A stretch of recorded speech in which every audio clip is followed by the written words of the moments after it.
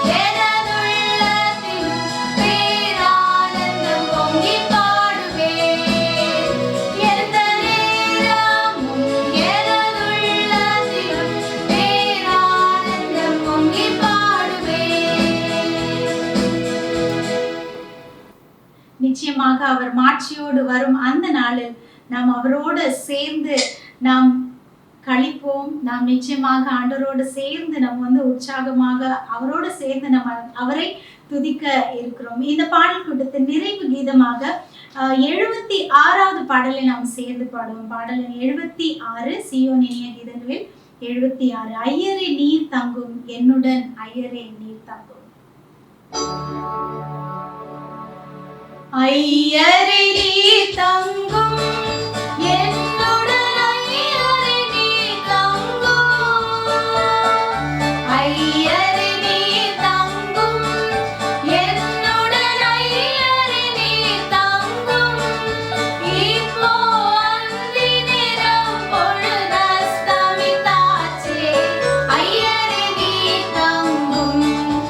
இப்போ அந்தி நேரம் பொழுது அஸ்தமித்தாச்சே ஐயரே நீர் தங்கும். பகல் முழுதும் காத்தீர் சென்ற பகல் முழுதும் காத்தீர். பகல் முழுதும் காத்தீர் சென்ற பகல் முழுதும் காத்தீர். தோத்திரம் பரனே இந்த யாவிலுக்காரும் பாவியே நீர் காரும். தோத்திரம் பரனே இந்த இரவிலுக்காரும் பாவியே நீர் காரும். நீர் தங்கும் வீட்டில் இயேசுவே நீர் தங்கும் வீட்டில். நீர் தங்கும் வீட்டில் இயேசுவே நீர் தங்கும் வீட்டில். எல்லாம் நிறைவே அன்றி குறையாம கர்த்தா நிறைவிட மாட்டேன். எல்லாம் நிறைவே அன்றி குறையாம கர்த்தா நிறைவிட மாட்டேன். எனக்கும் நீர் காவல் இயேசுவே எனக்கும் நீர் காவல். எனக்கும் நீர் காவல் இயேசுவே எனக்கும் நீர் காவல். என்ற நினதார் ஜனதார் எளியார் வழியார் எல்லாருக்கும் காவல். எந்த நினதார் ஜனதார் எளியார் வழியார் எல்லாருக்கும் காவல்.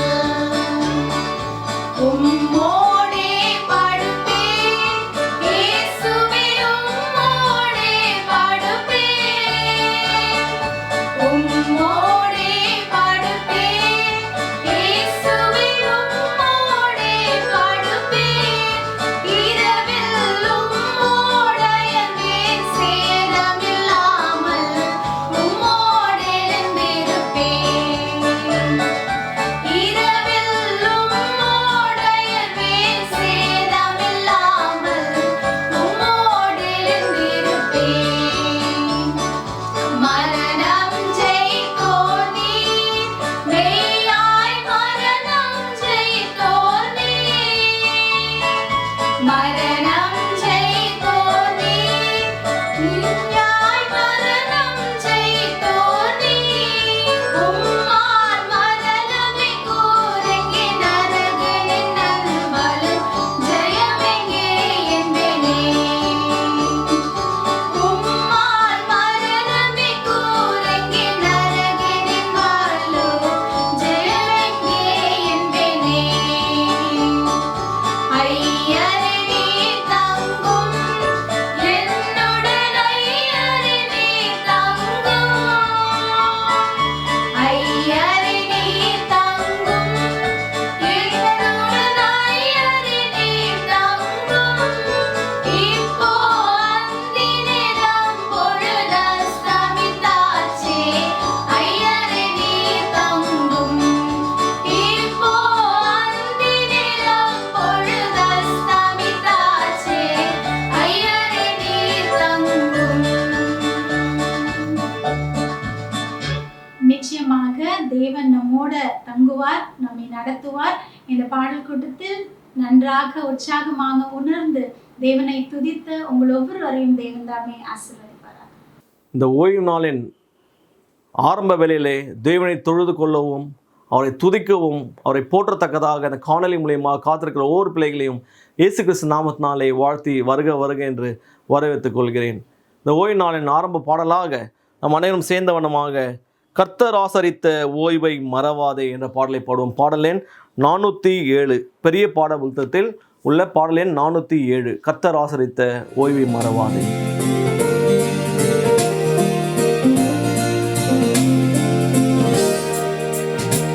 கர்த்தர் ஆசரித்த ஓய்வு மறவாதே, வான நாளில் சீரந்த சோதிக்க தீனமே, லௌகீக ஜோலி நீக்கி உன்னதற்காலிப்பு விண்ணத ஜோதியோடு இந்நாளுதித்தது. வாழ்க வாழ்க என்றும் வாழ்க ஓய்வு தினமே,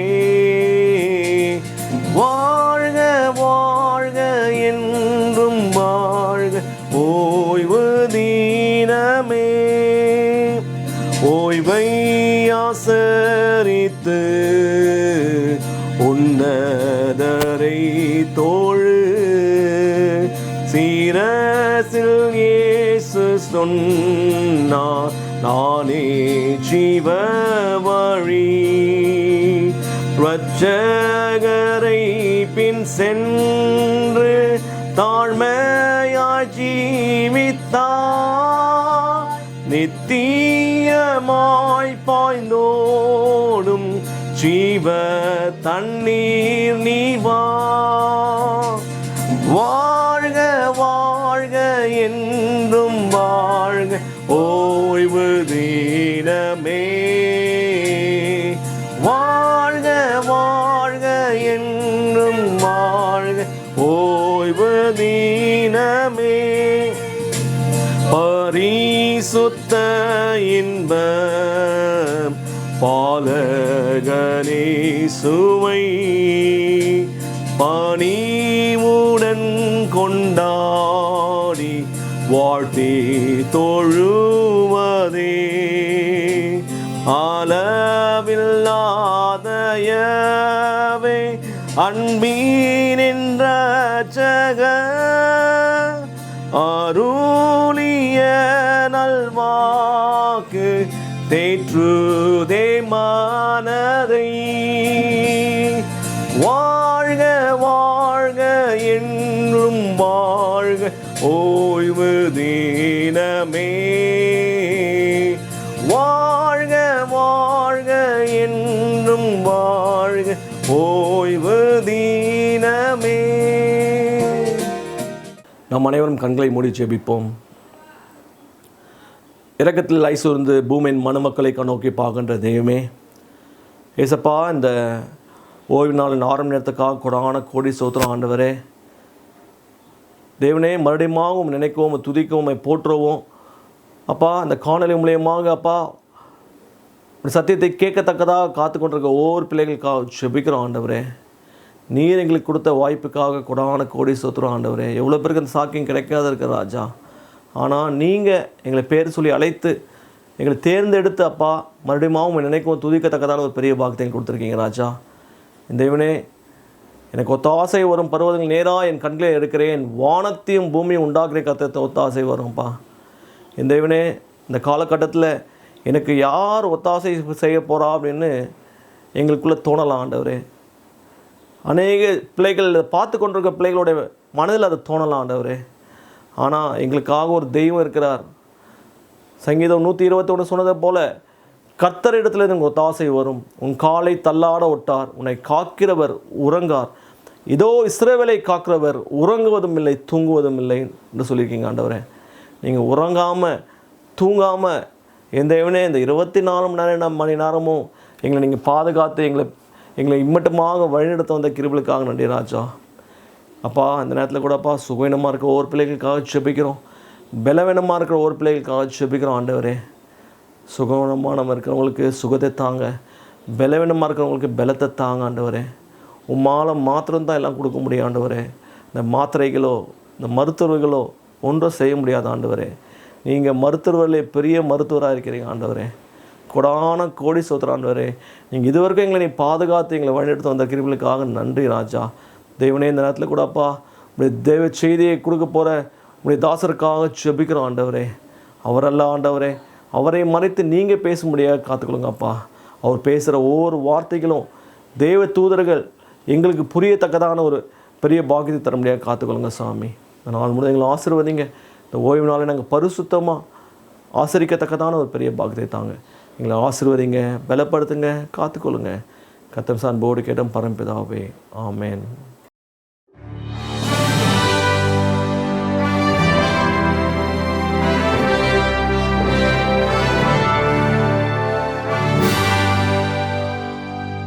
கிறிஸ்தியேசுவுக்குள்ளாக மீண்டுமாக உங்களை சந்திப்பதிலே நான் மிகுந்த மகிழ்ச்சி அடைகிறேன்.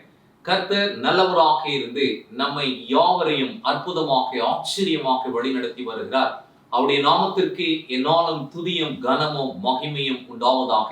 இந்த முடிவு காலத்திலே கர்த்தர் உங்களையும் இதோ நம் அனைவரையும் அவருக்குள்ளாக ஆயத்தம் பண்ணுகிறதற்கு ஏதுவாக அவருடைய வார்த்தையை கொண்டும் அவருடைய ஆவியானவரை கொண்டும் அவருடைய வாக்குத்தத்தங்களின் மேன்மைகளையும் மகத்துவங்களையும் நம்மோடு ஆண்டவர் வெளிப்படுத்தி பேசிக்கொண்டு வருகிறார். இதோ நாம் தொடர்ச்சியாக ஆண்டவரின் ஆசீர்வாதம் எப்படிப்பட்டது, அவர் தம்முடைய பிள்ளைகளை எவ்விதமாக ஆசீர்வதிக்கிறார், அந்த ஆசீர்வாதத்தை சுதந்திரித்த முற்பிதாக்களுடைய வாழ்க்கையின் மூலமாக மீதமான திருச்சபையாருக்காக ஆண்டவர் வைத்திருக்கும் மேன்மை என்னதென்பதை நாம் தியானிக்கத்தக்கதாக இருக்கிறோம். கடந்த வாரம் நான் உங்களை சந்தித்த பொழுது இதோ ஏசாயாவின் புத்தகம் 58ஆம் அதிகாரத்திலே இஸ்ரவேல் ஜனங்கள் மற்றவர்களுக்கு ஆசீர்வாதமாக இருக்க வேண்டும் என்பதை ஆண்டவர் அவர்களுக்கு கற்றுக் கொடுத்தது போல நமக்கும் கற்றுக் கொடுத்து இந்த உண்மையான ஓய்வு நாளை ஆசரிக்கிற நீங்களும் நானும் இந்த முடிவு காலத்திலே உலகத்தில் உள்ள மற்ற மக்களுக்கு ஒரு நிறைவான ஆசீர்வாதத்தை ஆண்டவர் நம் மூலமாக கொடுக்க போகிறார் என்பதை நாம் கடைசியாக நாம் தியானித்தோம். அந்த அதிகாரத்திலே கடைசி வசனம் இதோ, நீங்கள் உண்மையாய் ஓய்வு நாளை கை கொள்வீர்களே என்றால் யாக்கோபின் சுதந்திரத்தினால் நான் உங்களை போஷிப்பேன், கர்த்தருடைய வாய் இதை சொல்லிற்று என்று சொல்லி நம்முடைய தியானத்தை நாம் நிறைவு செய்வோம். அதையும் தொடர்ச்சியாகவே யாக்கோபின் சுதந்திரம் என்றால் என்ன, யாக்கோபு மற்றவர்களை எவ்விதமாக ஆசீர்வதித்தார், நாமும் மற்றவர்களுக்கு அவ்விதமாய் ஆசீர்வாதமாய் இருக்க முடியுமா என்பதை நாம் தியானிக்கத்தக்கதாக இருக்கிறோம். கண்களை மூடி நாம் ஜெபம் செய்வோம். மகாவல்லமையும் கிருபையும் அன்பு தயமுள்ள ஆண்டவரே, இந்த பரிசுத்தமான ஓய்வு நாளுக்காக ஸ்தோத்திரிக்கிறோம், துதிக்கிறோம் ராஜா. உம்முடைய நாமம் மகிமைப்படட்டும், உம்முடைய வார்த்தை மகிமையாக விளங்கட்டும். இதோ இந்த எளியவனை கர்த்தர் நீர் பயன்படுத்தி வருகிறீர். இந்த நாளிலும் மீண்டுமாக அடியானை ஆட்கொள்ளவும், தேவாவியானவர் அடியானை மறைத்து பேசுவோம். உம்முடைய கரத்திலே என்னை புவிக்கிறேன் ராஜா. உம்முடைய வசனங்களை எல்லாம் கேட்டு வரும் அருமையான தேவனுடைய பிள்ளைகளை உம்முடைய சத்தியத்தினால் நீர் ஆண்டவரை பரிசுத்தமாக்கி உம்முடைய பிள்ளைகளாக எங்களை திடப்படுத்தி ஸ்திரப்படுத்தி எங்களை பலப்படுத்தும்படியாய் ஜெபிக்கிறோம். யாக்கோபின் சுதந்திரத்தின் மேன்மை என்னதென்பதை நீர் எங்களுக்கு கற்றுத்தாரும். நன்மைகள் எல்லாவற்றையும் தயவாய் எங்களுக்கு கிறிஸ்து இயேசுவின் மூலமாய் கேட்கிறோம் பரலோகத்தின் நல்ல பிதாவே, ஆமென். இனக்கருமையான் தேவனுடைய பிள்ளைகளே, நம்முடைய அன்றாட வாழ்க்கையிலே கர்த்தர் நம் ஒவ்வொருவரையும் ஆசீர்வதிக்க வேண்டும் என்று சொல்லி அவர் வாஞ்சிக்கிறவராக இருக்கிறார். ஆனால் அநேக நேரங்களிலே நாம் சுயநலம் நிறைந்தவர்களாக இருக்கும் பொழுது ஆண்டவர் நமக்கு கொடுக்கும் ஆசீர்வாதத்தை நாம் கெடுத்துக் கொள்ளுகிறோம். எப்படி என்று நீங்கள் கேட்கிறீர்களா? நடந்த ஒரு சம்பவத்தை உங்களோடு நான் பகிர்ந்து கொள்ள ஆசைக்கிறேன். 2 கிறிஸ்துவ விவசாயிகள் இருந்தார்கள். அவருடைய விவசாய நிலம் பக்கத்திலே இருந்தது. அவர்கள் இருவரும் ஆலயத்திற்கு போகிறதும் ஆண்டவரை தொழுது கொள்கிறதும் அவருடைய வழக்கமாக இருந்தது. அவர்கள் இருவரும் ஒரே ஆலயத்திற்கு தான் போய்கொண்டு வந்திருந்தார்கள். அவர்கள் அவ்விதமாய் போய்கொண்டு ஒவ்வொரு வருடமும் வந்து கொண்டிருந்த வேளையிலே முதல் விசையாக அவர்கள் இருவரும் ஒரே நிலம் பக்கத்துல அவர்கள் வாங்கினார்கள். இதற்கு முன்பாக அவங்களுக்கு விவசாய நிலம் வேற வேற இடத்துல இருந்தது. அவர்கள் ஆலயத்திற்கு போயும் வந்தும் இருந்தார்கள். கர்த்தர் அவர்களை ஆசீர்வதித்திருந்தார். ஆனால் இந்த விசை அவர்கள் வாங்கின அந்த புதிய நிலத்தை அவர்கள் பக்கத்துல இருந்த பொழுது அவர்கள் பண்படுத்த ஆரம்பித்தார்கள். இந்த முதல் வருஷம் ரொம்ப அருமையாக இருந்தது. ஆனா இதுல என்ன ஒரு இது அப்படின்னா, அந்த முதல் உள்ள கிறிஸ்துவனுடைய நிலத்துல அந்த நீர் பாய்ந்த பிறகு அதுக்கு அப்புறம் எங்க வரும் அப்படின்னா, இன்னொரு கிறிஸ்துவனுடைய அந்த நிலத்திலே அது பாயும். இவ்விதமாக ஒரு வருடம் அவர்கள் விவசாயத்தை செய்தார்கள். இருவரும் ஒற்றுமையாகவே இருந்தார்கள். இப்போ அறுவடை நேரம் வந்தது. இவங்க பார்த்தாங்க 2 நிலத்திலும் விளைச்சல் ரொம்ப சிறப்பா இருந்தது. அப்போ இவர்கள் அறுவடையெல்லாம் செய்து முடித்து அவங்களுடைய இதெல்லாம் கொண்டு வந்து சேர்த்த பொழுது, அந்த களஞ்சியத்திலே சேர்த்த பொழுது, அந்த முதல் உள்ள அந்த கிறிஸ்துவ நபர் பார்த்தாரு, இதோ என்னுடைய நிலத்தை கடந்து தானே இவனுக்கு தண்ணீர் போகிறது, என்னுடைய நிலம் செழிப்பாக இருக்கிறது, சரி, ஆனால் இப்போ இவனும் என்னை போலவே செழிப்பாக இருக்கிறானே என்று சொல்லி சற்று பொறாமைப்பட ஆரம்பித்தார். அந்த பொறாமை என்று சொல்லுகிறது எவ்வளவு கொடிய குணம் என்பதை நாம் அறிந்திருக்கிறோம். அடுத்த வருஷம் பார்த்தாரு, அடுத்த வருஷம் ஏன் நிலத்தை கடந்து தானே இந்த ஆளுக்கு தண்ணி போக முடியும், இந்த வருஷம் நான் என்ன பண்ண போறேன்னா, நான் இந்த ஆளுக்கு நிலத்துக்குள்ள தண்ணியை நான் விட போறதில்லை என்று சொல்லி ஒரு தீர்மானம் செய்து அவருடைய நிலத்திற்கு போக வேண்டிய தண்ணீரை இந்த மனிதன் அங்கு மடக்கவும் அதை மறைக்கவும் ஆரம்பித்தான். நம்ம எல்லாருக்கும் நல்லா தெரியும், தண்ணீர் எவ்வளவு தேவையோ அந்த அளவுக்கு தான் நம்முடைய நிலத்திலே தண்ணீர் தேவை. அடுத்த 2வது வருஷம் என்ன சம்பவித்தது என்றால், இதோ இந்த கிறிஸ்துவர் யார் அவருக்கு தண்ணீர் போகக்கூடாது என்று கெட்ட எண்ணத்தோடு அதையெல்லாம் தடை செய்தாரோ, அவருடைய நிலம் ஃபுல்லா ரொம்ப கொடியதாக மாறிவிட்டது. ஏன் அப்படின்னா, எந்த ஒரு விளைச்சலும் கொடுக்க முடியாத அளவுக்கு அது தண்ணீர் நிறைந்ததாக, எந்த ஒரு பயிரும் எந்த ஒரு வளர்ச்சியும் இல்லாமல் அது அவிதமாக இருந்தது என்று சொல்லி ஒரு நிஜ சம்பவத்தை நான் படித்தேன். இதை ஏன் நான் உங்களோடு கூட பகிர்ந்து கொள்ளுகிறேன் என்றால், முதல் வருஷத்திலே இவர்கள் இருவரும் ஒற்றுமையாக இருந்தபோது இவர் நிலத்திலே பாய்ந்த தண்ணீர் இதோ மற்ற கிறிஸ்துவனுடைய நிலத்திலும் பாய்ந்த பொழுது இருவருக்கும் ஆசீர்வாதம் இருந்தது, இருவரும் சந்தோஷமாக இருந்தார்கள். ஆனால் அடுத்த வருடம் சற்று இந்த முதல் கிறிஸ்துவனுக்கு பொறாமை வந்தபோது இதோ மற்றவனுக்கும் அந்த ஆசீர்வாதம் கிடையாமலும் இவருடைய நிலத்தையும் பண்படுத்த முடியாமலும் பண்படுத்தின நிலமும் அதனுடைய பலனை கொடுக்காமல் இருந்ததை நாம் அறிந்திருக்கிறோம். நிறைய நேரத்தில் அப்படிதான் நாம் சுயநலம் உள்ளவர்களாய் மாறும் பொழுது இதோ நமக்கு கொடுக்கிற ஆசீர்வாதத்தை நாமே கெடுத்துக் கொள்ளுகிறோம். ஆனால் ஆண்டவர் ஆசீர்வாதத்தை நம்மிலே ஊற்றும் பொழுது மற்றவர்களும் பலனடைய வேண்டும், அந்த மேன்மையை மற்றவர்கள் ருசிக்க வேண்டும். பழைய ஏற்பாட்டில் இப்படி நிறைய அனுபவங்கள் இருக்கிறது. எலியாவின் வாழ்க்கையை எடுத்துக்கொள்ளுங்க. அந்த விதவையின் வீட்டிலே அவர் போய் சேர்ந்த நாள் துவங்கி இதோ கர்த்தருடைய சமூகத்திலே அந்த அப்பத்தை அந்த விதவை கொண்டு வந்து கொடுத்த நாள் துவங்கி எண்ணெயும் மாவும் குறையாதபடிக்கு இது ஆண்டவர் அபரிதமான ஆசீர்வாதத்தை அந்த விதவையின் வீட்டிலே கொடுத்தோம் என்று பார்க்கிறோம். அதே விதமாய் தாங்க இன்னைக்கும் உங்களையும் என்னையும் ஆண்டவர் ஆசீர்வதிக்கிறதற்கு வாஞ்சியாக இருக்கிறார். சரி, இன்றைக்கு நாம் கவனிப்போம். பவுல் இதோ உங்களுக்கும் எனக்கும் கற்றுக் கொடுக்கும் ஒரு மேன்மையை நாம் அங்கு கவனித்து மீண்டுமாக யாக்கோபின் சுதந்திரம் என யாக்கோபு மற்றவர்களை எவ்விதமாக ஆசீர்வதித்தார் என்பதை நாம் கவனிக்கத்தக்கதாக இருக்கிறோம். பிலிப்பியரின் புத்தகம் அதிலே 4வது அதிகாரம் 17வது வசனத்திலே பவுல் இவ்விதமாக சொல்லுகிறார், உபகாரத்தை நான் நாடாமல் உங்கள் கணக்குக்கு பலன் பெருகும்படியாக நாடுகிறேன். இன்னைக்கு நிறைய நேரத்துல ஆண்டவரை தேடுகிற பிள்ளைகள் நீங்களும் நானும் எவ்விதமாக இருக்கிறோம். எப்பவுமே நாம் சுயநலமாக இருப்போம் என்றால் நாம் உபகாரத்தை தேடுகிறவர்கள். எனக்கு தான் வேணும், எல்லாமே எனக்கு தான், எனக்குரியதுதான் என்று அப்போஸ்தலர்கள் இல்லையா? பவுலும் விதமாக இல்லையா? அவர் அதான் சொல்றாரு, உபகாரத்தை நான் நாடாமல். ஒருவேளை பவுல் யோசிச்சு பாருங்க, அவர் ஒரு உண்மையான ஊழியக்காரன், எத்தனையோ நிருபங்களை எழுதினவன், தனக்கென்று அவன் நிறைய சொத்து சேர்த்திருக்கலாம், தனக்கென்று அவன் மேன்மைகளை அவன் அடைந்திருக்கலாம். ஆனால் பவுல் என்ன சொல்லுகிறான், உங்கள் கணக்குக்கு பலன் பெருகும்படியாக நான் நாடுகிறேன். இதுதாங்க உண்மையான ஊழியக்காரருடைய வேலை. ஒரு ஊழியக்காரர் எங்க வீட்டுக்கு வந்து ஜெபிப்பார் அப்படின்னா அந்த ஜெபம் கேட்கப்படும் பொழுது அந்த ஊழியக்காரர் என்னுடைய வீட்டிலே கால் எடுத்து வைத்து என்னுடைய வீட்டிலே அவருடைய கால் பட்டது நிமித்தமாய் கர்த்தர் எங்களை ஆசீர்வதித்தார் என்று சொல்லுகிறதற்கு ஏதுவாக அப்போஸ்தலர்களுடைய ஊழியம் அவ்வளவு சிறந்ததாக இருந்தது. அதை தான் இங்கு பவுல் சொல்றாரு, உங்கள் கணக்குக்கு பலன் பெருகும்படியாக நாடுகிறோம். நிச்சயமா எலியா போன வீட்லயும் அப்படிதான் இருந்தது, யோசேப்பு போன எகிப்தும் அவ்விதமாகத்தான் இருந்தது. ஆபிரகாம் போன இடமெல்லாம் செல்வ செழிப்பாக மாறினது. யாக்கோபின் வாழ்க்கையும் அவ்விதமாகவே இருந்தது. இன்றைக்கு ஏன் இவைகளை நாம் தியானிக்கிறோம் என்றால், எனக்கு அருமையான என்னுடைய பிள்ளைகளே, இந்த மீதமான திருச்சபையை ஆண்டவர் ஒரு விசேஷித்த நோக்கத்துடன் அழைத்திருக்கிறார்.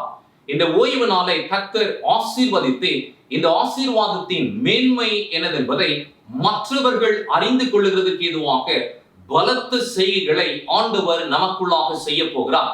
அப்ப இந்த யாக்கோபின் சுதந்திரம் என உண்மையான ஓய்வு நாளை கை கொள்ளுகிறவர்களுக்கு ஆண்டவர் இந்த யாக்கோபின் சுதந்திரத்தினால் நான் உங்களை போஷிப்பேன், கர்த்தருடைய வாய் இதை சொல்லிற்று என்று சொல்லி இருக்கிறார் என்றால், இந்த மனிதனாகிய யாக்கோபின் வாழ்க்கையை நாம் துல்லியமாக கவனிக்கிறது அவசியம். நாம் எல்லாருக்கும் நன்றாக தெரியும், லாபானின் வீட்டிலே இருந்த பொழுதே அந்த பாத்திரத்திலே ஆசீர்வாதத்தை ஆண்டவர் ஊற்றின பொழுதே அவன் வீட்டிலே அது நிரம்பி வழிந்தது என்று. ஆனால் இன்றைக்கு மிக முக்கியமான ஒரு 3 அனுபவத்தை நாம் பார்க்க போகிறோம். இது என்ன அப்படின்னா, இதோ இந்த யாக்கோபை வைத்துதான் ஆண்டவர் பார்வோன் ராஜாவையும் ஆசீர்வதிக்கிறாராம். இங்கே யாக்கோபு இதோ பார்வோன் ராஜாவை ஆசீர்வதித்தார். அதை எங்கே நாம் வாசிக்கிறோமே என்றால், அதை ஆதியாகமம் 47ஆம் அதிகாரம் அதிலே 7வது வசனம். பின்பு யோசேப்பு தன் தகப்பனாகிய யாக்கோபை அழைத்து கொண்டு வந்து அவனை பார்வோனுக்கு முன்பாக நிறுத்தினான். யாக்கோபு பார்வோனை ஆசீர்வதித்தான். நல்லா புரிஞ்சுக்கோங்க. ரொம்ப நாள் கழிச்சு யாக்கோபு கேள்விப்படுறாரு, இதோ உன்னுடைய மகன் யோசேப்பு உயிரோடு தான் இருக்கிறான், துஷ்ட மிருகம் அவனை அடிக்கவில்லை, அவன் ஜீவனோடு இருக்கிறான், பார்வோனுக்கு அடுத்து அவன் அதிபதியாக இருக்கிறான் என்கிற செய்தியை யாக்கோபு கேட்டதும் மிகுந்த வயது நிறைந்தவராய், ஏறக்குறைய அவருக்கு இப்ப 130 வயது. இதோ அவருடைய நாட்கள் எல்லாம் வேதனையும் சஞ்சலமுமாய் இருந்தாலும் அந்த முடிவிலே ஆண்டவர் ஒரு மேன்மையான சமாதானத்தை நம்முடைய கோத்திர தகப்பனாகிய யாக்கோபுக்கு ஆண்டவர் காண்பித்தார். அதுல இங்கே வாசிக்கும் பொழுது வேத வசனம் என்ன சொல்லுகிறது, யாக்கோபு போய் பார்வோனுக்கு முன்பாக நின்ற பொழுது யோசேப்பு வந்து அறிமுகப்படுத்துறார், இதுதான் என்னுடைய அப்பா, இதோ என்னை ரொம்ப செல்லமாக வளர்த்தவர், அநேக வருடங்களில் கழித்து என் தகப்பனை நான் பார்க்கிறேன், இதோ என் தகப்பன் என்று கொண்டு வந்து பார்வோனிடத்திலே விட்ட பொழுது பார்வோனை இதோ யாக்கோபு ஆசீர்வதித்தார் என்று பார்க்கிறோம். பார்வோன் ஒரு புறஜாதியான். ஆனால் இதோ யோசேப்புக்கு அவன் இரக்கம் காண்பித்து அந்நியனை அவன் ஏற்றுக்கொண்டு அந்நியனுக்கு வஸ்திரம் கொடுத்து அவனை மேன்மைப்படுத்தின நிமித்தமாய் பாருங்கள், இதோ ஆசீர்வதிக்கப்பட்ட இந்த யாக்கோபை கொண்டு ஆண்டவர் பார்வோனை ஆசீர்வதித்தார் என்று பார்க்கிறோம். இந்த பார்வோன் யாருன்னு நமக்கு தெரியாது. அதுக்கப்புறம் யோசேப்பு அறியாத ஒரு பார்வோன் வந்தான் என்று சொல்லி வேதத்திலே நாம் வாசிக்கிறோம். ஆனால் என்னை பொறுத்த மட்டிலும் யோசேப்பை உயர்த்தின இந்த பார்வோன் ஆண்டவருடைய பார்வையிலே விசேஷித்தவனாக இருந்தான். ஏன் அப்படின்னா, ஆண்டவர் வருகிற பஞ்சத்தை குறித்து அவனுக்கு சொப்பனத்தை கொடுத்து யோசேப்பு அதற்கான விளக்கத்தை கொடுத்து இதோ அவன் ஆண்டவரிடத்திலே சேருகிறதற்கு ஏதுவாக இந்த பார்வோனை ஆண்டவர் வழி நடத்தி இருக்கிறார். நிச்சயமாகவே எனக்கு அருமையான தேவனுடைய பிள்ளைகளே, மற்றவர்களை நாம் ஆசீர்வதிக்க வேண்டும் என்றால் முதல்ல நாம் ஆசீர்வதிக்கப்பட்டிருக்கணும். அதுதான் உண்மை. அதைதான் யாக்கோபின் வாழ்க்கையில நாம பார்க்கிறோம். யாக்கோபு ஆசீர்வதித்தார். அந்த பேச்சில துவக்கத்திலையும் ஆசீர்வதிக்கிறாரு, பேசிட்டு முடிவிலும் அதே ஆசீர்வாதத்தை சொல்றாரு. கவனிப்போமே, அதே ஆதியாகமம் 47:10 சொல்றாரு பாருங்கள், பின்னும் யாக்கோபு பார்வோனை ஆசீர்வதித்து அவன் சமூகத்திலிருந்து புறப்பட்டு போனான். இதுல என்ன ஒரு காரியத்தை நாம் கவனிக்கிறோம் என்றால், முதல் சந்திப்பு வேற ஒரு வார்த்தையும் பேசல. இதோ என் மகனை நீர் உயர்த்தி இருக்கிறீர், என் மகனுக்கு நீ தயை காண்பித்து இருக்கிறீர், இது நிமித்தமாய் கர்த்தர் உம்மை ஆசீர்வதிப்பாராக என்று முதல் அவருடைய கான்வர்சேஷனே ஆசீர்வாதம் தான் துவங்குது. இன்னைக்கு நாம மற்ற புறஜாதியார்களிடத்துல பேசும்பொழுது நாம் எவ்விதமாக பேசுகிறோம் ரொம்ப முக்கியங்க. இன்னைக்கு நிறைய நேரத்துல எடுத்ததும் புறஜாதியார்கள்கிட்ட நம்ம பேசும்பொழுது நம்ம என்ன சொல்றோம், உங்களுடைய கடவுள் எல்லாம் உண்மையான கடவுள் அல்ல, எங்களுடைய கடவுள் தான் உண்மையான கடவுள் என்று சொல்லும் பொழுது நிறைய நேரத்துல நம்மை நிராகரித்து தள்ளுகிறார்கள். ஆனால் இதோ கர்த்தருடைய நாமத்தினால் அவர்களை நாம் ஆசீர்வதிக்கும் பொழுது அந்த ஆசீர்வாதத்தை புறஜாதியர்கள் ஒருபோதும் வேண்டாம் என்று சொல்ல மாட்டார்கள். ஒரு பாஸ்டர் ஒரு அந்நியருடைய வீட்டுல போயிட்டு God bless you அப்படின்னு சொன்னா அது அவர்களுக்கு ஒரு சந்தோஷம். அதைதான் இங்கே யாக்கோபு செய்தார். நம்முடைய வாழ்க்கையில கூட அப்படிதாங்க. இந்த ஊழியத்தை செய்கிற நீங்களும் நானும் எடுத்ததும் வேத வசனத்தை எடுத்துட்டு அவங்க கிட்ட குத்தி நீங்க செய்யறது தப்பு என்று சொல்லுகிறதை காட்டிலும், இதோ கர்த்தர் எங்களை ஆசீர்வதித்திருக்கிறார், இதோ எங்கள் மூலமாய் உங்களையும் ஆசீர்வதிப்பார் என்று சொல்லி யாக்கோபை போல் பார்வோனை ஆசீர்வதிக்க ஆண்டவர் நம்மை அழைத்திருக்கிறார். மற்ற புறஜாதியர்களை நாம் அவ்விதமாக ஆசீர்வதிக்க வேண்டும் என்பது தேவனுடைய சித்தமாக இருக்கிறது. அதே போல அவருடைய உரையாடலை முடிக்கும் பொழுதும், நம்ம ஒரு வீட்டுக்கு போறோம், நிறைய விஷயங்கள் பேசிட்டு இருக்கோம், பேசி முடிச்சுட்டு வெளியே வரும் பொழுது நம்ம என்ன வார்த்தை சொல்லிட்டு வரோம் என்பது ரொம்ப முக்கியம். ஏன் அப்படின்னா, இதோ இந்த யாக்கோபின் வாழ்க்கையை நாம் கவனிக்கும் பொழுது அவன் துவக்கத்திலும் ஆசீர்வாதத்தை சொல்லுகிறார், முடிவிலே அவருடைய சம்பாஷணையின் முடிவிலும் அங்கு பார்வோனை ஆசீர்வதிக்கிறார் என்று பார்க்கிறோம். நிச்சயமாகவே எனக்கு அருமையான தேவனுடைய பிள்ளைகளே, ஆண்டவர் இந்த ஆசீர்வாதத்தின் மேன்மையான ஊழியத்தை செய்கிறதுக்கு எதுவாக நம்மை அழைத்திருக்கிறார். ஏன் அப்படின்னா, இன்னைக்கு யோசிச்சு பாருங்களேன், ஆசீர்வாதத்தை நம்ம ஏதாவது கேள்வி கேட்கிறோமா? ஏன் எனக்கு நல்ல கண்ணு கடவுள் கொடுத்திருக்கிறாரு, ஏன் எனக்கு நல்ல ஒரு சரீரத்தை கொடுத்திருக்கிறார், எப்பவுமே ஏதாவது ஒரு குறை இருந்தாதான் அந்த குறை ஏன் அப்படின்னு நம்ம கேட்போம்.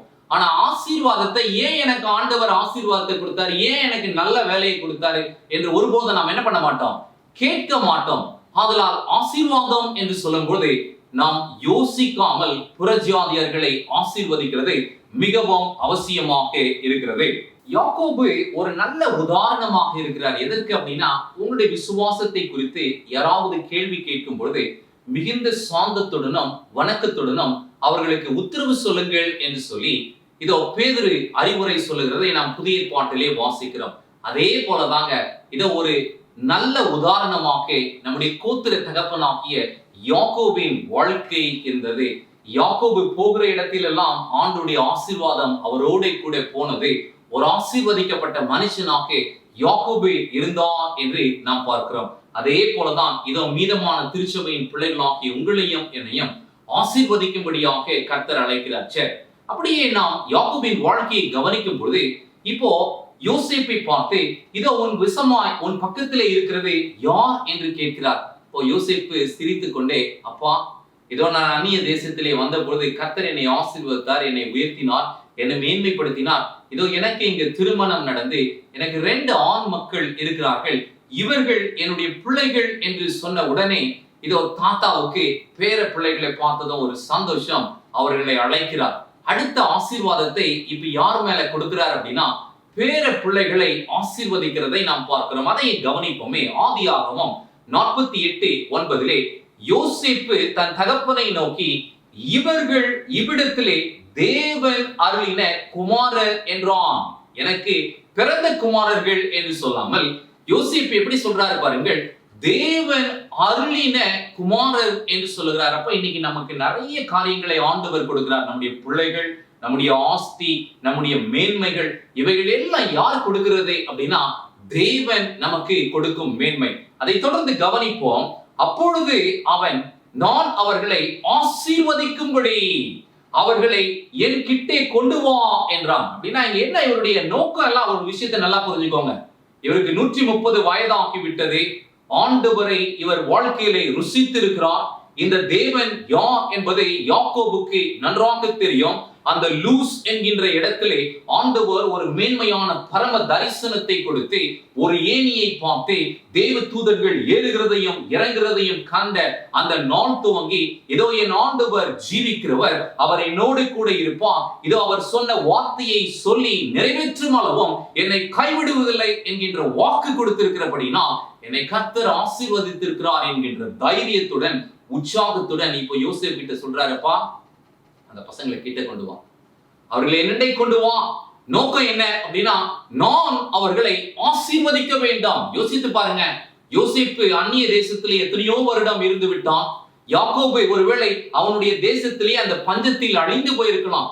ஆனால் ஆண்டவர் அவிதமாக இடம் கொடாமல் யோசேப்பை உயர்த்தி பஞ்சத்தில் அடிபட்ட அவருடைய தகப்பன், அவருடைய சகோதரர்மார்களை இணைத்து சகோதர சிநேகத்திலும் தகப்பனோடு இணைத்து கர்த்தர் ரட்சிக்கிறார் என்றால் யோசிச்சு பாருங்க, நமக்கு பின்னாடி ஆண்டவர் நம்முடைய குடும்பத்திலும் வேலை செஞ்சுட்டு இருக்கார். நமக்கு தெரியல.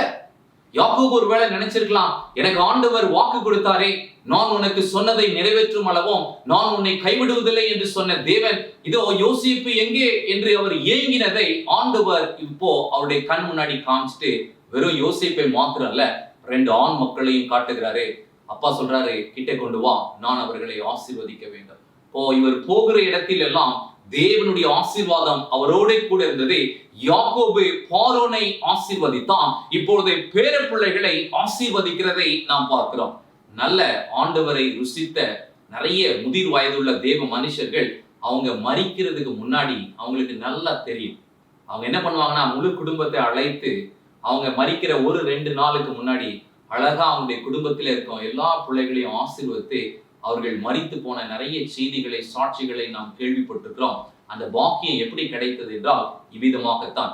தொடர்ந்து கீழே நாம் கவனிக்கும் பொழுது அதே அதிகாரம் ஆதியாகமம் 48:15 அவன் யோசேப்பை ஆசீர்வதித்து, என் பிதாவாகிய ஆபிரகாமும் ஈசாக்கும் வழிபட்டு வணங்கின தேவனும் நான் பிறந்த நாள் முதல், நல்லா கவனிக்கணும், இதுதான் ரொம்ப முக்கியம்.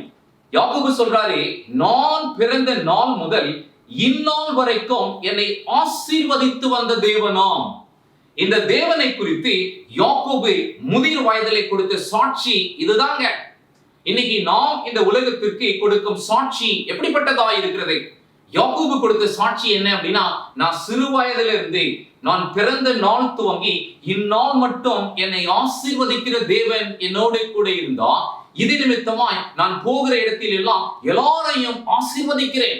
லாபான் வீட்டில் இருந்த பொழுது லாபான் வீடு ஆசீர்வதிக்கப்பட்டது. பார்வோனுடைய அரண்மனையிலே பார்வோனை ஆசீர்வதித்த பொழுது பார்வோனுக்கு அந்த ஆசீர்வாதம் வந்தது. பேர பிள்ளைகளை ஆசீர்வதித்த பொழுது பேர பிள்ளைகள் பலுகி பெருகினார்கள், அவர்களுக்கு மேன்மைகள் உண்டானது என்று சொல்லி யோசேப்பின் பிள்ளைகளாகிய எப்ராயிம், மனாசேவை குறித்து நாம் வாசிக்கிறோம். ஆண்டவர் இதோ யாக்கோபை கொண்டு யோசேப்பையும் இங்க ஆசீர்வதிக்கிறார். கடைசியா அப்பா மரண படுக்கைக்கு வந்துட்டாரு. அவர் மரிக்க போகிறது அவருக்கு நன்றாக தெரியும். இப்ப என்ன பண்றாரு யாக்கோபு? எல்லா பிள்ளைகளையும் அழைக்கிறார், 12 பிள்ளைகளை. இந்த 12 பிள்ளைகளை அழைத்து அவர்களை ஆசீர்வதிக்க வேண்டும். இது ரொம்ப மிக முக்கியமான கடமை. அதை எங்கு வாசிக்கிறோம் என்றால் ஆதியாகமம் 49ஆம் அதிகாரம் 1-2 வசனங்களை நாம் வாசிக்கிறோம். இப்ப யாக்கோபு தன் குமாரரை அழைத்து, நீங்கள் கூடி வாருங்கள், கடைசி நாளிலே உங்களுக்கு நேரிடும் காரியங்களை நான் அறிவிப்பேன். ஆசீர்வாதம் என்று சொல்லுகிறது நம்முடைய எதிர்காலத்தை குறித்து ஆண்டவர் வைத்திருக்கும் மேன்மைகள் என்னதென்பதை காண்பிக்கிறது, ஆசீர்வாதமாக இருக்கிறது. இங்கு தொடர்ந்து கீழே சொல்லும் பொழுது, யாக்கோபின் குமாரரே கூடி வந்து கேளுங்கள் சொல்றாரு. வாங்க, உங்களுடைய வாழ்க்கையிலே இனி என்ன சம்பவிக்க போகிறது என்பதை நான் உங்களுக்கு அறிவிக்கிறேன். ஏன் அப்படின்னா, யாக்கோபு தேவ ஆவியினால் நிரப்பப்பட்டிருந்தான். தேவ ஆவியினால் நிரப்பப்பட்டிருந்த அப்படின்னா இனி வருகிறது என்ன என்பதை உங்களுக்கு நல்லா தெரியும். ஏன்னா இந்த பழைய ஏற்பாடை படிக்கும் போது ரொம்ப கவனமா படிக்கணும். இங்க ஈசாக்கு யாக்கோபு ஆசீர்வதிக்கும் போது வாயின் வார்த்தைகள் எல்லாம் சரளமா வந்துச்சு. உனக்கு இந்த ஆசீர்வாதம், யாக்கோபுக்கு கொடுத்த மேன்மையான ஆசீர்வாதங்கள் எல்லாம் ஆண்டவர் ஆபிரகாமுக்கு என்னத்தை கொடுத்தாரோ அதை அழகா உச்சரிச்சிடுறாரு. அதுக்கப்புறம் லேட்டா ஏசா வரான். அப்பா விரும்பின அந்த மாம்சத்தை செஞ்சு கொண்டு, அப்பா நீங்க என்ன ஆசீர்வதிங்கன்னு சொல்லி அப்பா ஆசீர்வதிக்க முயற்சி எடுக்கிறாரு. வாய் வரமாட்டேங்க. ஏன் அப்படின்னா தேவ ஆவியினால் நிரப்பப்பட்டு சொல்லப்படுகிற வார்த்தை நிறைவேறும். இப்ப அப்பா சொல்றாரு, அப்பா எல்லா ஆசீர்வாதத்தையும் அவனுடைய தம்பி வாங்கிட்டு போயிட்டான், இதோ அவன் எல்லாவற்றையும் வாங்கி கொண்டு போய்விட்டான் என்று சொல்லி மிகுந்த மன வருத்தத்துடன் சொன்னதை நாம் அறிந்திருக்கிறோம். இப்போ இங்க சொல்றாரு, என் பிள்ளைகளே நீங்கள் கிட்டே வந்து கேளுங்கள். எங்க அந்த ஆசீர்வாதம் என்ன அப்படின்னா, உங்கள் தகப்பனாகிய இஸ்ரவேலுக்கு செவி கொடுங்கள், அப்பாவுக்கு செவி கொடுங்கள், என்ன உங்களுக்கு நடக்க போகிறது என்பது. இப்போ இதுல முதல் விஷயத்தை நாம் கற்றுக்கொள்கிறோம். இந்த அதிகாரத்தை நீங்க வீட்டுல இருக்கும்போது ஃப்ரீயா படிங்க. அதுல என்ன அப்படின்னா, அப்பா ரொம்ப அழகா மூத்த மகன் இளைய மகன் அப்படியே வரிசையா கூப்பிடுறாரு. முந்தி இவரு இளைய மகனுக்கு தான் ரொம்ப செல்லம் கொடுத்தாரு இல்லையா, யோசேப்புடைய தம்பிக்கு தானா. இப்போ ஆசீர்வாதத்தை கூறும் பொழுது வரிசையா ஆசீர்வதிக்கிறார். முதல் மகன் ரூபனை குறித்து சொல்லி, இதோ உன்னுடைய வாழ்க்கையில சம்பவிக்க போகிறது இவைகளே என்று சொல்லி அவரில் துவங்கி கடைசி மகன் வரைக்கும் அவர் ஆசீர்வாதத்தை கூறுகிறதை நாம் பார்க்கிறோம். சரி, இங்கே அப்பா முதல் விஷயத்தை என்ன சொல்லுகிறார் என்றால், உங்களுக்கு ஒரு மேன்மையான எதிர்காலம் இருக்கிறது. ஆம், என கருமையான் என்னுடைய பிள்ளைகளே, இந்த செய்தியை கேட்டுக்கொண்டிருக்கோம் நீங்களும் நானும் அறிந்து கொள்ள வேண்டிய ஒரு பேருண்மை இருக்கிறது. அது என்ன அப்படின்னா, யாக்கோபின் பிள்ளைகளாகிய உங்களுக்கும் எனக்கும் ஒரு சிறந்த எதிர்காலத்தை ஆண்டவர் வைத்திருக்கிறார். இந்த ஆதியாகமம் 49ஆம் அதிகாரத்திலே கடைசியாக உங்களுக்கு சம்பவிக்க போகிறதை நான் உங்களுக்கு அறிவிப்பேன். ஆம், எனக்கு அருமையான தேவனுடைய பிள்ளைகளே, இந்த வாழ்க்கையில ஆண்டவர் நமக்கும் ஒரு ஓட்டத்தை நியமித்திருக்கிறார். இந்த ஓட்டத்தை நாம் செம்மையாக ஓட வேண்டுமே என்றால் கர்த்தருடைய அனுகிரகம் தேவை, ஆண்டவருடைய கிருபை நமக்கு தேவை, அவருடைய விசேஷித்த ஆசீர்வாதம் நமக்கு தேவை. ஏன் அப்படின்னா பல போராட்டங்கள் உண்டு, பல பிரச்சனைகள் உண்டு, பல பாடுகள் உண்டு. ஆனால் இவைகள் மத்தியிலே நாம் பிறந்த நாள் துவங்கி இந்நாள் வரைக்கும் நம்மை ஆசீர்வதித்து வருகிற தேவன் ஒருவர் இருக்கிறார் என்கின்ற இந்த மேன்மையை காட்டிலும் வேறொரு மேன்மை நமக்கு இல்லை. அதனால் எனக்கு அருமையான தேவனுடைய பிள்ளைகளே, இதோ நீங்கள் ஆசீர்வதிக்கப்பட்டிருப்பீர்கள் என்கின்ற ஒரு மேன்மையை அவருடைய பிள்ளைகளுக்கு சொல்றார். அதுல குறிப்பா இந்த ஆதியாகமம் 49ஆம் அதிகாரத்தை நீங்க ஃப்ரீயா இருக்கும் வீட்டுல படிச்சு பாருங்க. எல்லாம் சம்பவிக்க போகிறத மற்ற பிள்ளைகளுக்கு சொல்றாரு. ஆசீர்வாதத்தை யாருக்கு மட்டும் தெரியுங்களா சொல்றாரு? யோசேப்புக்கு மட்டும்தான் சொல்றாரு. ஏன் அப்படின்னா அவன் உண்மையும் உத்தமமாயிருந்து தேவன் மேல் விசுவாசம் வைத்து தன்னை காத்து கொண்ட ஒரு தேவ மனுஷன். இப்போ யோசேப்பை குறித்து யாக்கோபு சொன்ன ஆசீர்வாதம் எங்க இருக்கிறது அப்படின்னா அதே 49ஆம் அதிகாரம் ஆதியாகமம் 25வது வசனம் இப்ப சொல்றாரு பாருங்க. உன் தகப்பனுடைய தேவனாலே அப்படி ஆயிற்று. இன்னைக்கு நம்முடைய வாழ்க்கையில இவைகள் எல்லாம் இப்படி நடந்து வருது. இது யாரால் அப்படின்னா நம்முடைய தகப்பனுடைய தேவனால். யார் அந்த தகப்பன்? ஆபிரகாம், விசுவாச தந்தை. அதை கீழே சொல்லும் பொழுது அவர் உனக்கு துணை நிற்பான்.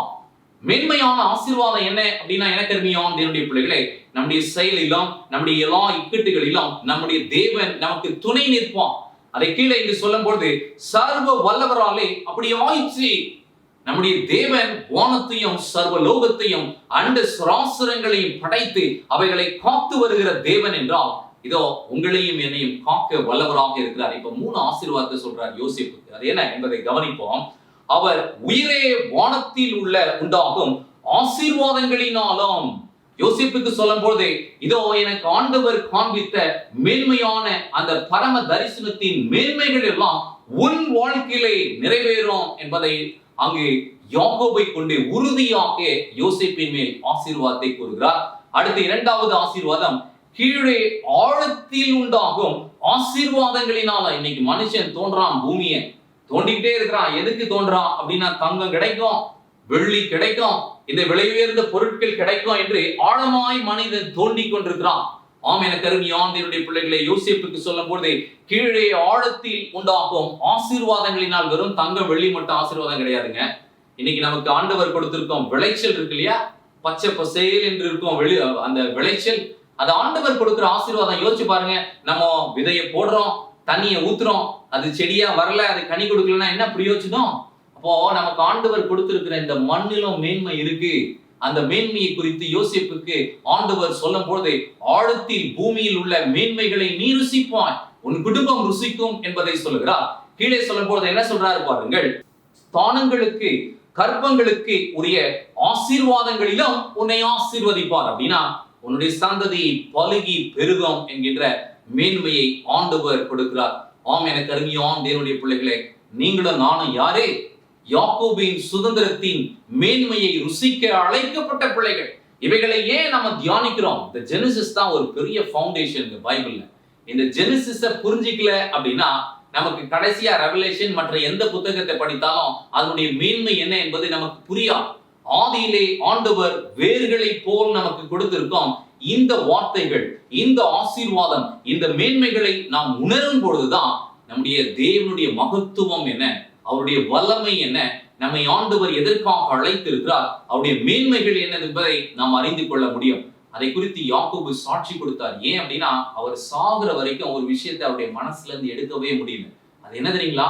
அந்த லூஸ் என்கின்ற இடத்திலே இதோ அவர் மிகுந்த மன கசப்புடனும் மிகுந்த வேதனையுடனும் என் சகோதரன் என்னை பகைத்தான், என் தகப்பனும் என் தாயும் என்னை புறக்கணித்து இதோ என்னை தனியாக அனுப்பிவிட்டார்கள் என்று மிகுந்த நொறுக்கப்பட்ட மனிதனாய் படுத்திருந்த வேளையிலே ஆண்டவர் கொடுத்த அந்த தரிசனம் தாங்க.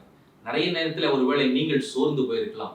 ஆனால் எனக்கு அருமையான தேவனுடைய பிள்ளைகளே, இந்த தேவனை நோக்கி பார்க்கிற நீங்களும் நானும் வெட்கப்பட்டு போக வேண்டிய அவசியம் இல்லை.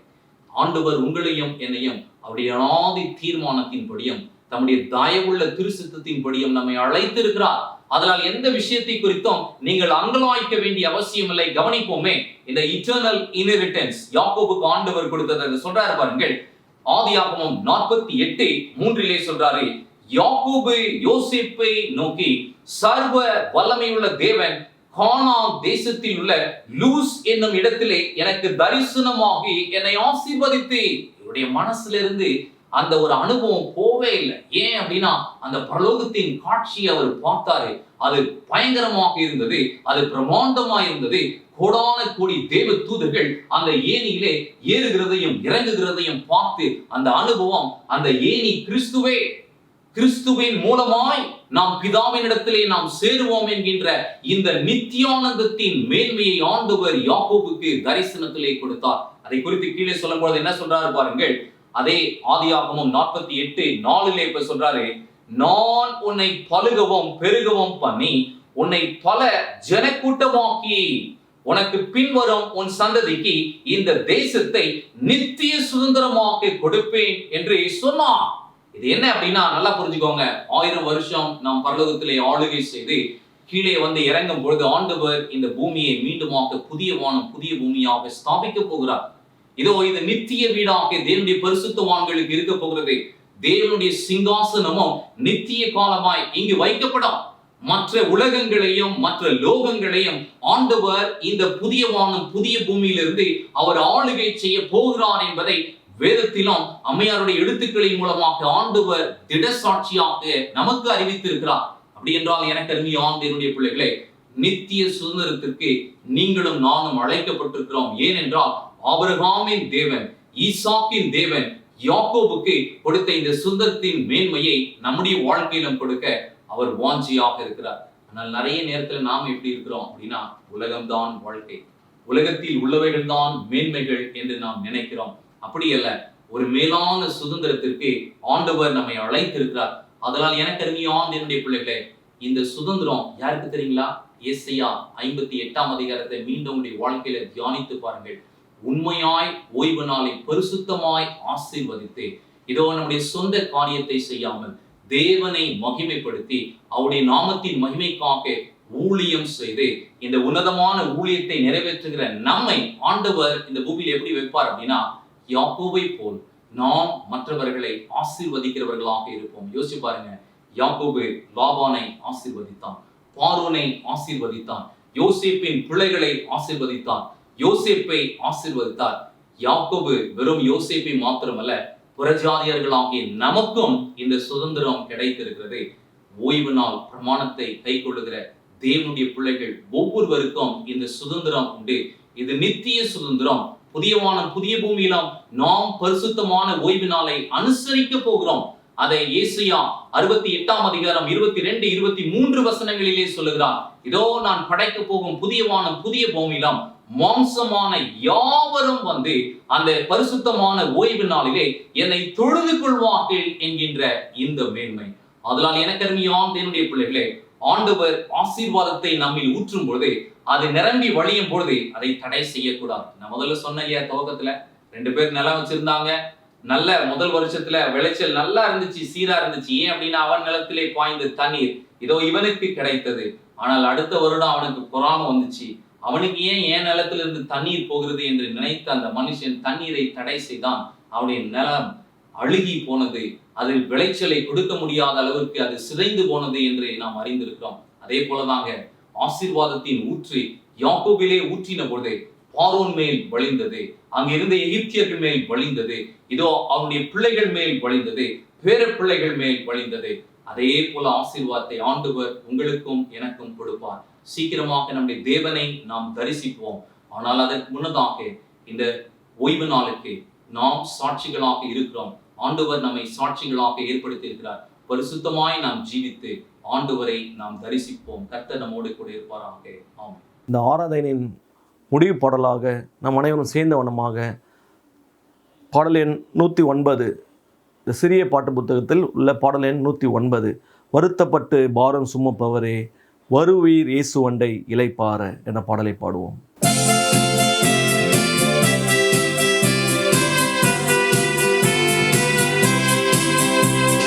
வருத்தப்பட்டு பாரம் சுமப்பவரே வருவீரே சுவண்டை இளைப்பார. வருத்தப்பட்டு பாரம் சுமப்பவரே வருவீரே சுவண்டை இளைப்பார. தாகமுள்ளவரை வாருமென்றார் தாகத்தோடு வரும் சமாரியரை கண்டார். தாகமுள்ளவரை வாருமென்றார் தாகத்தோடு வரும் சமாரியரை கண்டார். தண்ணீர் கேட்டார் அவர் தாகம் தீர்த்தார் பாவ மன்னிப்பை கொடுத்து மகிழ செய்தார். தண்ணீர் கேட்டார் அவர் தாகம் தீர்த்தார் பாவ மன்னிப்பை கொடுத்து மகிழ செய்தார். வருத்தப்பட்டு பாரம் சுமப்பவரே வருவீரே சுவண்டை பிழைப்பார. பெரும்பாடுள்ள ஒரு ஸ்ரீ இருந்தார் கடும் நோய் நீங்க பலரிடம் சென்றார். பெரும்பாடுள்ள ஒரு ஸ்ரீ இருந்தார் கடும் நோய் நீங்க பலரிடம் சென்றார். நம்பிக்கை இழந்தார் நாதர் இயேசுவை கண்டார் நடுங்கி வஸ்திரம் தொட்டு சுகமடைந்தார். நம்பிக்கை இழந்தார் நாதர் இயேசுவை கண்டார் நடுங்கி வஸ்திரம் தொட்டு சுகமடைந்தார். வருத்தப்பட்டு பாரம் சுமப்பவரே வருவீரே சுவண்டை இளைப்பார. நாடு நகரங்கள் சுத்தி அலைந்தார் நானே வழியே இலை என பகர்ந்தார். நாடு நகரங்கள் சுத்தி அலைந்தார் நானே வழியே இலை என பகர்ந்தார். களைப்படைந்தார் அத்தி மரத்தை கண்டார் கனியற்றிருப்பதை கண்டு சபித்தார். களைப்படைந்தார் அத்தி மரத்தை கண்டார் கனியற்றிருப்பதை கண்டு சபித்தார். வருத்தப்பட்டு பாரம் சுமப்பவரே வருவீரே சுவண்டை இளைப்பார. வருத்தப்பட்டு பாரம் சுமப்பவரே வருவீரே சுவண்டை இளைப்பார.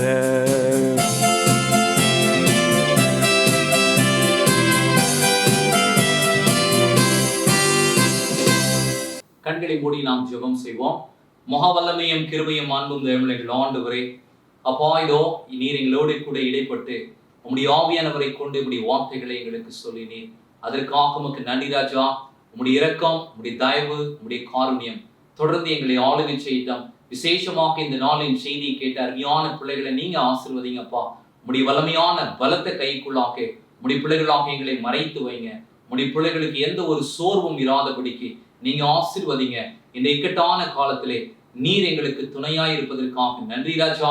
உம்முடைய குமாரனுடைய முகத்தின் ஒளியை எங்கள் மேல் நீர் பிரகாசிக்க பண்ணுகிறதற்காக நன்றி. தொடர்ந்து நீர் எங்களை ஆளுகை செய்யும். உம்முடைய ஆவியானவர் எங்களை தாங்கட்டும். உம்முடைய ஆவியானவர் எங்களை வழிநடத்தட்டும். இப்பொழுதும் எங்களை ஒப்புக் கொடுக்கிறோம். விசேஷமாய் இந்த கோடம்பாக்கம் திருச்சபை நீங்க ஆசீர்வதிங்க. பாஸ்டர் ஜான்சன், அவருடைய மனைவி, அருமையான பிள்ளைகள், சபையின் மூப்பர்கள், விசுவாச பிள்ளைகள், விசுவாச குடும்பம் யாவரையும் நீர் ஆசீர்வதியும். அதே போல உலகத்தின் பல பகுதிகளில் இருந்து தொடர்ச்சியாக இந்த செய்தி கேட்கும் அருமையான பிள்ளைகளை நீங்க ஆசீர்வதிங்க. உம்முடைய வல்லமையான கரம் உடைய பிள்ளைகளோடு கூட இருக்கட்டும். உம்முடைய நிறைவான ஆசீர்வாதம் உடைய பிள்ளைகளை பாதுகாக்கட்டும். நீரே நட உம்முடைய அன்பினாலும் உம்முடைய இரக்கத்தினாலும் எங்களை நீர் ஆசீர்வதித்து காக்க முடியாது. உடைய சமூகத்தில் எங்களை ஒப்புவித்து ஜெபிக்கிறோம். நன்மைகளை கிறிஸ்து இயேசுவின் மூலமாக கேட்கிறோம் பரலோகத்தின் நல்ல பிதாவே, ஆமென். பரமண்டலங்களின் பிதாவே, நாமம் பரிசுத்தப்படுவதாக, ராஜ்யம் வருவதாக, உடைய சித்தம் பரலோகத்தில் செய்யப்போல பூமியில் செய்யப்படுவதாக. எங்கள் வேண்டிய ஆகத்தை இன்று எங்கள் தாரும். எங்கள் கடன் நாளைக்கு நாங்கள் மன்னிக்கு போல எங்கள் கடனை நீர் எங்களுக்கு மன்னியும். எங்களை சோதனை பிரவேசிக்காமல் தீமிருந்து ரட்சித்துக் கொள்ளும். ராஜ்யம், வல்லமை, மகிமை என்றென்றைக்கு உம்முடையவைகளே, ஆமேன். என் ஆத்மாவே கர்த்தரை ஸ்தோத்திரே, என் முழுவலுமே பரிசுத்த நாமத்தை ஸ்தோத்திரே. என் ஆத்மாவே கர்த்தரை ஸ்தோத்திரே, அவர் செய்த சகல உபகாரங்களையும் மறவாதே, ஆமேன். பிதாவாகிய தேவனுடைய அன்பும் கர்த்தராகிய இயேசு கிறிஸ்துவின் கிருபையும் தூய ஆவியானவரின் அந்யோன்ய ஐக்கியமும் சிநேகமும் விசேஷமாய் இந்த நாளின் சத்தியத்தை கேட்டு தங்களை ஒப்புக் கொடுத்து நாங்கள் மற்றவர்களுக்கு ஆசீர்வாதமாய் இருப்போம் என்று வாக்கு கொடுத்த தேவனுடைய பிள்ளைகள் ஊருடன் என்றும் சதா காலங்களிலும் இருப்பதாக, ஆமென்.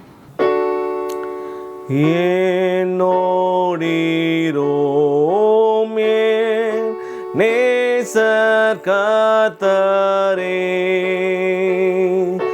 வெளிச்சமாங்கி